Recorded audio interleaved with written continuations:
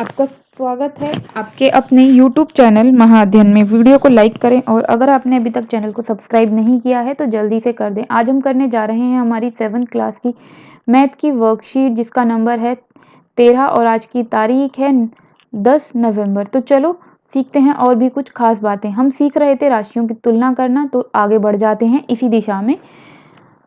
हम आज अनुपातों से प्रतिशत निकालने के बारे में सीख रहे हैं। देखिए यहाँ पर हमें कहा है कि 15 मिठाइयों को मोनू और सोनू में बांटा गया और इस तरह से बांटा गया है कि मोनू को 3 और सोनू को 12 मिठाई मिली हैं। अब हमसे कह रहे हैं कि 15 में से 3 मोनू को और 12 सोनू को मिली हैं, तो अब हमें ये बताना है मिठाई का कुल कितना प्रतिशत किसको मिला। 15 का कितना प्रतिशत मोनू के पास है और 15 का कितना प्रतिशत सोनू के पास है। तो इसे कैसे निकालते हैं? इसे निकालने के लिए हमारे पास जो तरीका है वो है बहुत ही आसान सा तरीका, और वो ये है कि हमारे पास जो कुल मिठाइयाँ हैं उसे हम जितनी मिठाई मिली हैं उसके बट्टे में रखेंगे, यानी 3/15 और गुणा में 100।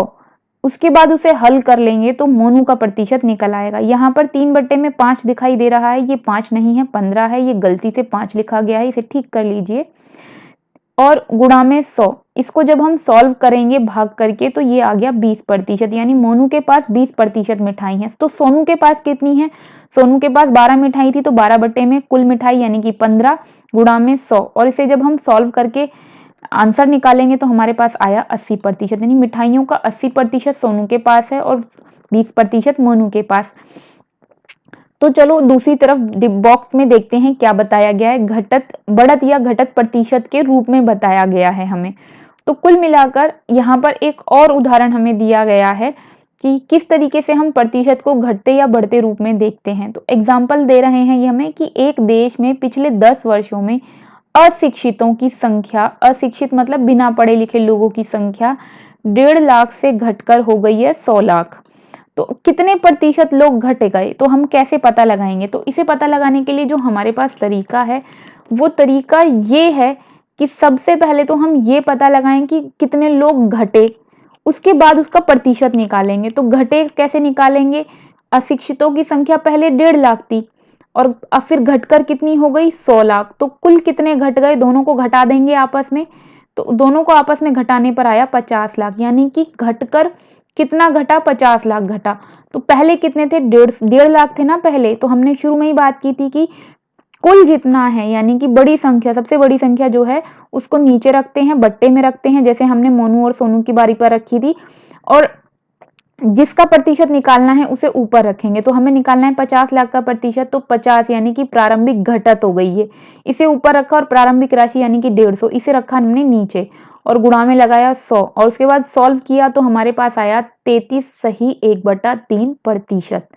तो ये तो हुई एक बात। अब इसी को हम क्रय विक्रय के संबंध में देखते हैं। क्रय का मतलब होता है खरीदना और विक्रय का मतलब होता है बेचना। तो खरीदारी और बेचने के मतलब में देखते हैं। अगर आप एक फूलदान खरीदते हैं और उसे 120 रुपए में आपने खरीदा और 108 में बेच दिया, तो आपको फायदा होगा कि नुकसान होगा? 120 में खरीदा यानी ज्यादा में खरीदा और कम में बेच दिया, तो नुकसान हो गया, तो हानि। दूसरा, आपने एक कार 540 में बेची जबकि खरीदी कितने में थी? 450 में खरीदी थी। तो आपने कम में खरीदी थी 450 में और बेची कितनी? 540 में। तो फायदा हुआ कि नुकसान? तो हम कहेंगे हमें फायदा हुआ भाई, कम में बेची, कम में खरीदी थी, ज्यादा में बेच दी तो 90 रुपए का फायदा हो गया। तो यहाँ पे लिख दिया हमने लाभ। अगर आपने एक साइकिल को 1000 रुपए में खरीदा था और 1000 में ही बेच दिया, तो फायदा हुआ कि नुकसान? तो हम कहेंगे ना तो फायदा ही हुआ और ना तो नुकसान ही हुआ, तो न लाभ न हानि। इस तरह से हमने क्या सीखा? हमने सीखा कि हमारे पास अगर हमने ज्यादा पर बेचा है, ये लिखा ना ज्यादा की तरफ निशान का मुंह खुला हुआ है, ज्यादा पर बेचा है तो हमें होगा लाभ। अगर हमने लाभ होगा, तो इससे हमारे फॉर्मूले हम बना सकते हैं अगर देखा जाए तो आसान तरीके से। और अगर हमने ज्यादा पे खरीदा और कम पे बेच दिया तो हमें हो जाएगी हानि। और बराबर है, खरीदा भी उतने में ही बेचा भी उतने में ही, तो क्रय और विक्रय दोनों बराबर रहेंगे, तो ना लाभ होगा ना हानि होगी। तो चलो देखते हैं, अब हमने कुछ और प्रैक्टिस कर लेते हैं लाभ और हानि के प्रतिशत की, ताकि हम और आगे इसे निकालना सीख सकें कि किस तरह से हम लाभ या हानि प्रतिशत को निकालते हैं। देखो, अब हमने एक वस्तु 50 रुपए में क्रय की, क्रय मतलब होता है खरीदना, खरीदी, और 12% हानि पर उसे विक्रय कर दिया, यानी बेच दिया, तो उसे हमने कितने रुपए में बेचा? तो हमने खरीदी कितने में थी? 50 रुपए में खरीदी थी, क्रय मूल्य लिखा 50 रुपए, और हानि प्रतिशत है हमारा 12। तो किस तरीके से हानि निकलेगी? तो हानि तब निकले, हानि प्रतिशत कैसे नहीं, हानि प्रतिशत तो इन्होंने हमें दे रखा है, अब हमें हानि पता होनी चाहिए, तो हानि कैसे निकालेंगे? हानि निकालने के लिए हम क्या करेंगे, जितने में हमने खरीदी थी उसका 12% निकाल लेते हैं। तो 12% उसका कैसा निकलेगा? खरीदा था 50 में, 50 गुणा में 12 बट्टे में 100, तो ये रहा 12 बट्टे में 100 गुणा में 50, इसको हल किया तो आ गया 6। तो हानि कितनी आई? 6। अब हानि प्रतिशत हम निकाल सकते हैं। हानि प्रतिशत कैसे निकलेगा? हानि प्रतिशत निकालने के लिए हम, अब हानि प्रतिशत से हानि निकालने के लिए अब हमें क्या करना है? हमें करना ये है कि हमें क्रय मूल्य में से हानि को घटा देना है। तो खरीदा कितने में? 50 में, कितना आया?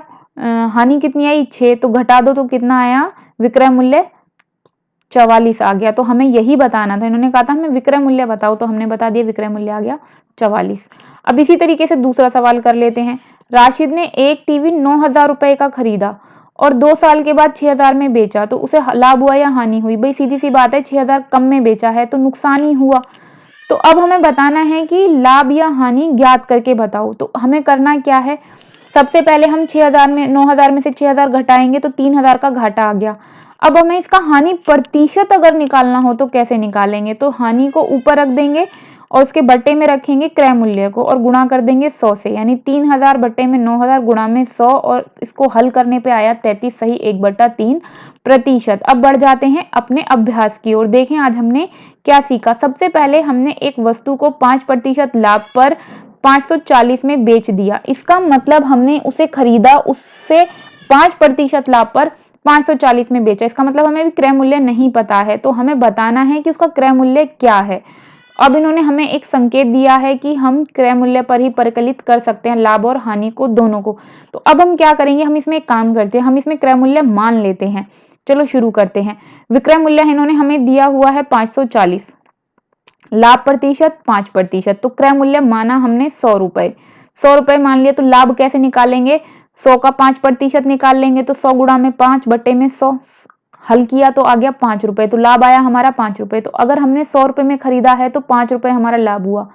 तो विक्रय मूल्य अगर हम निकालते हैं तो कैसे निकालते हैं? लाभ और क्रय मूल्य दोनों को जोड़ देते हैं, तो विक्रय मूल्य हमारा आ गया 105 रुपए। अगर हमने उसे 100 रुपए में खरीदा था तो इसका मतलब हमने उसे 105 रुपए में बेचा, लेकिन हमें तो पता है हमने उसे 105 में नहीं 540 में बेचा है। तो कैसे निकालेंगे? अगर हमने उसे, उसका विक्रय मूल्य 105 रुपए माना है तो क्रय मूल्य 100 रुपए हो गया, तो 1 रुपए विक्रय मूल्य होने पर 100/105 हो जाता है। लेकिन हमने वो वाली लाइन नहीं लिखी, सीधा ये वाली लाइन लिखी कि 540 रुपए अगर हो तो कैसे करेंगे? तो 100 बट्टे में 105, इसकी इंक हटा देते हैं, थोड़ा और अच्छे से समझ में आएगा। तो 100 बट्टे में 105 और गुणा में 540, और ये रहा, इसको हल कर देंगे तो हमारा उत्तर आ गया 514.28 रुपए, यानी कि 28 पैसे। तो अब दूसरा सवाल, दुकानदार ने एक कुर्सी खरीदी थी 375 रुपए में और बेच दी 400 रुपए में।